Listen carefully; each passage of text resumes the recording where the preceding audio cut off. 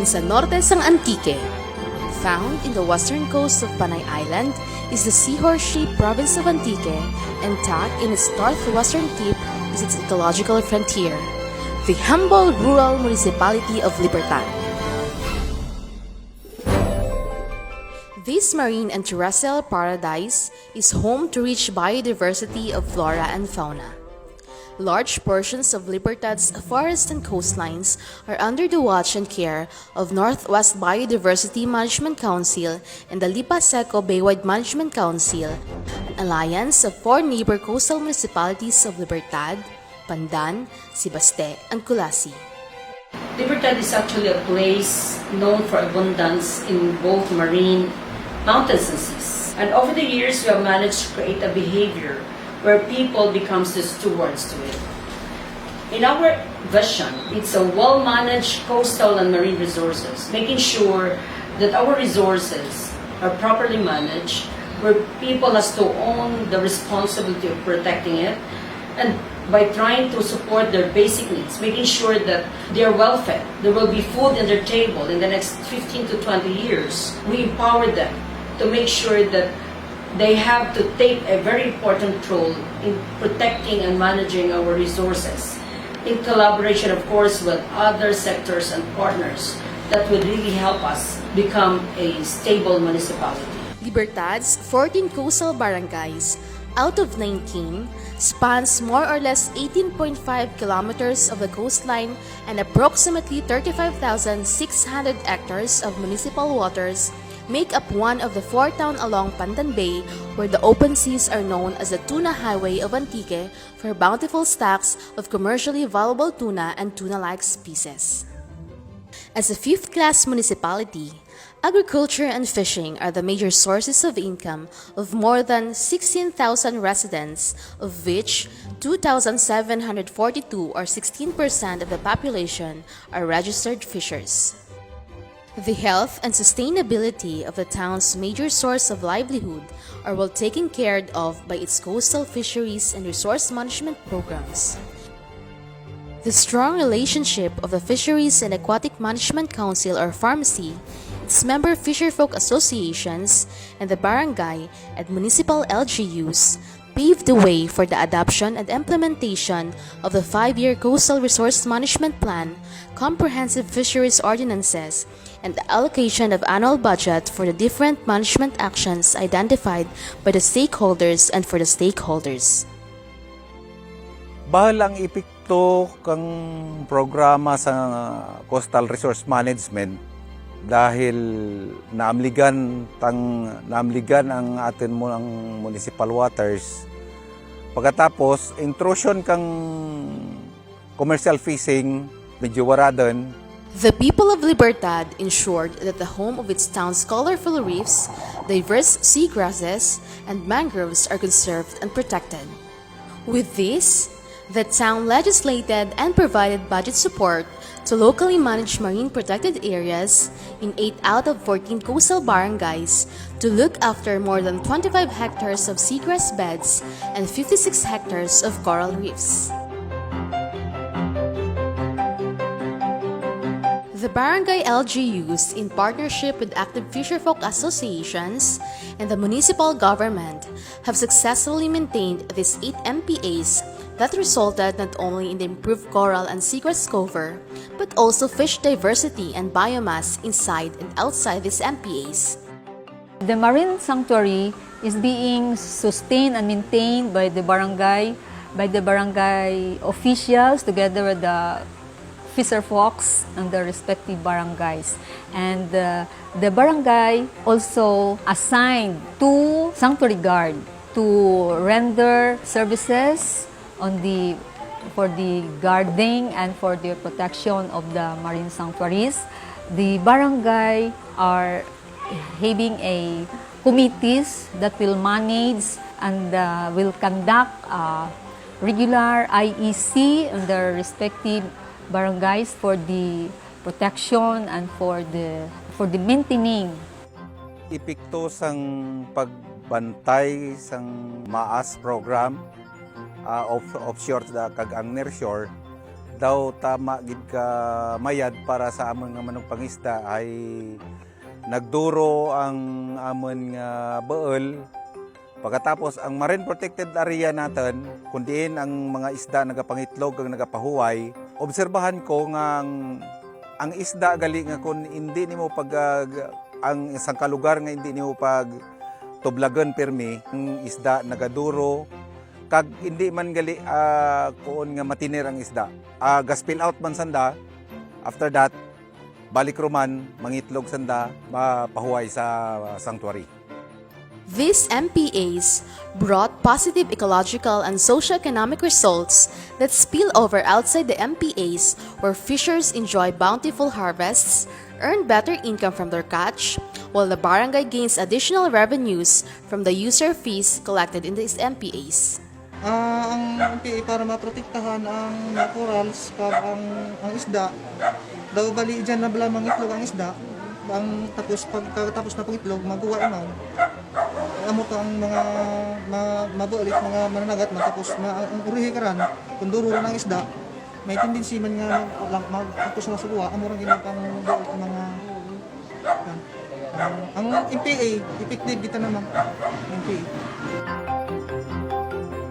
Libertadnos recognize the importance of mangroves as essential breeding and nursery grounds of marine organisms and as natural coastal grain belts. Hence, efforts are underway to restore mangroves with the establishment of mangrove nursery, mangrove planting, and other rehabilitation initiatives.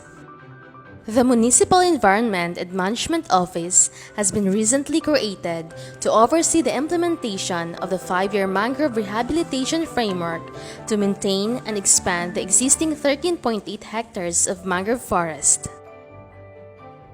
It is included in the Forest Land Use Plan, the rehabilitation. We allocated funds for the protection and rehabilitation of our mangrove since it is considered as one of the critical forests here in our municipality and one of the important ecosystem. And it is also included in the mangrove rehabilitation plan of the Office of the Municipal Agriculturist. Partnerships with fisherfolk associations, barangays, and national agencies such as the Department of Environment and Natural Resources and Bureau of Fisheries and Aquatic Resources were forged to facilitate mangrove planting that resulted to an average of 62% survival. True to their shared goal of restoring the fishery resources, the municipality practices another management mechanism, the observance of the closed season for the catching and gathering of fry for the period of 45 days, covering April 15 to May 15 of every year. This regulation allows juveniles of locally important species such as sardines, mackerels, and small pelagic fishes to grow, mature, and reproduce. After a series of consultation with the fishers and other concerned stakeholders, this management measures was formally adopted through the Municipal Fisheries Ordinance No. 003 Series of 2017. Fishers affected by the closed season do vegetable gardening, poultry raising, and vermicomposting as alternative sources of income, while wives of fishers go into banik weaving, producing brown barrier mats, hats, bags, sleepers, and gowns. This rich culture of Libertadnos is showcased in the yearly Banigan Festival.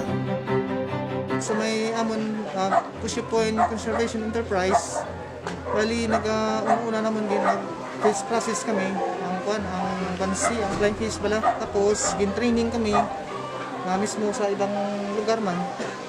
Nag-training sa amon tapos amo na pinaka daw bali livelihood namon nga alternative nga livelihood na makabuligid sa amon man tapos ang tinapa. Moreover, the town partnered with Rare Philippines and together they have established 36 savings club for the past 3 years with an average share out value of at least 300,000 pesos per group. The savings club members have developed the habit to save regularly by setting aside a portion of their income from their catch so they would have money to spare, especially during the lean season. They have learned to manage their finances by thriving for the productive use of their savings after share out every year. Currently, the savings clubs are moving towards pooling their small funds among multiple associations and allocating money to support community projects such as coastal cleanups and mangrove planting, among others. The municipality of Libertad also boasts clean and clear waters with the implementation of the Ecological Solid Waste Program through the adoption of Municipal Ordinance No. 007, Series of 2011. The 10-year Solid Waste Management Plan involves the establishment and maintenance of the Municipal Eco Park, Residual Containment Facility, vermicomposting, and coastal sanitation projects where 97% of households have toilet facilities. So this Eco SWM Park is purchased by our LGU to house our residual containment facility, the material recovery facility, which is being funded by DNR. Our LGU also allocated funds for the construction of the biocomposting facility. We were able to purchase a lot to house these facilities, these solid waste management facilities, and also we have a municipal dump truck to collect the garbage.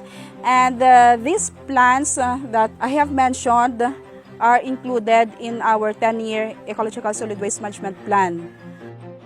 All inland and coastal barangays have adopted these measures with the implementation of waste segregation and the use of recyclable materials in backyard gardening in every household, establishment of material recovery facilities, regular waste collection, and coastal cleanup drives. The garbage, the solid waste from our municipal hall and the public market and other institutions are being collected by the Menro. This was segregated and placed in its proper containment area. While the solid waste of the barangays are being managed by the barangays, majority of the barangays here in Libertad have their own material recovery facilities. The garbage, the recycled solid waste materials are collected by the barangay and placed in their material recovery facility, and these recycled materials are being sold to the junk shops, while the biodegradable waste are composted by the household level. So we try to link our program to the CRM program. Like we tapped the Savings Club, the Fish Forever Savings Club. As one of their activities, we tried to involve them in the coastal cleanup, and the LGU has passed an ordinance on plastic reduction. So that is one of our strategy to reduce our waste, especially in our coastal areas. Whenever we have meetings, seminars in our LGU or other government-funded activities, we are not allowing caterers to use disposable materials like styrofoam and other disposable items. We are campaigning trash in a bottle project. Plastic waste that are generated by each offices is being placed in a plastic container to avoid the disposal of their solid waste. And this trash in a bottle, we are collecting this because we are planning to construct here in our eco park, eco shed, establishment of the vegetable garden, nursery for native trees, and the mangroves. Ginplastar kang barangay ang MRF para sa padayon nga pag-segregate kang atin nga mga basura. So ang kaginplano kang barangay nga para ma-segregate ang mga basura, so may mga resolution nga gin-obra ang barangay para sa manami nga pag-implementar kang atin nga basura. Isa man ka pamaagi kang barangay Sentro Oeste para maganhagan ang pagrapta kang mga basura. So nagbutang kita kang mga utility sa atin barangay para collect ng mga basura. Bago i-collect ang ating utility, ang andang basura, so ginambala natin ang ating mga pumuluyo na i-segregate lagi ang basura bago itarin natin sa ating MRF para madali ang ating segregation. To ensure that fisheries and waste management policies are effectively enforced, the municipality has identified coastal fishery law enforcement as one of its priority programs. Building on community-based coastal fisheries management in the municipal waters of Libertad, this has enabled fishers to adopt a more sustainable and better regulated fishing behaviors. By giving the fishers with exclusive rights to the municipal waters, it carries with it an obligation to fish in a responsible manner. In fact, 98% have become registered fishers, they record their fish catch, they respect fishing regulations, and they actively take part in fisheries management. We have patrol boat with basic facilities that could be used during the operation. We provided them food allowance and personal needs that necessary for during the operation.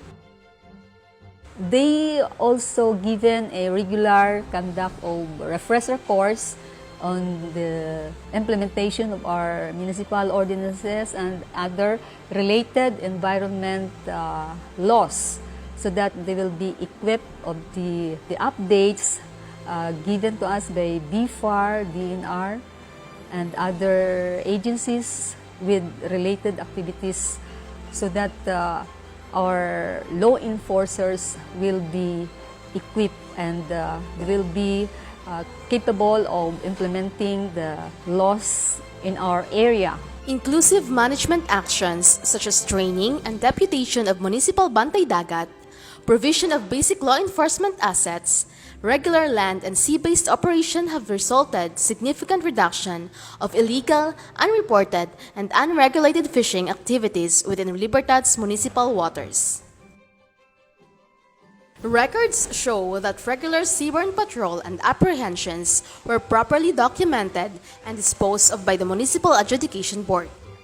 Moreover, fish catch monitoring records have also revealed improvement in the fish catch attributed to the implementation of ridge-to-reef approach in conserving, protecting, and managing the natural resources of Libertad.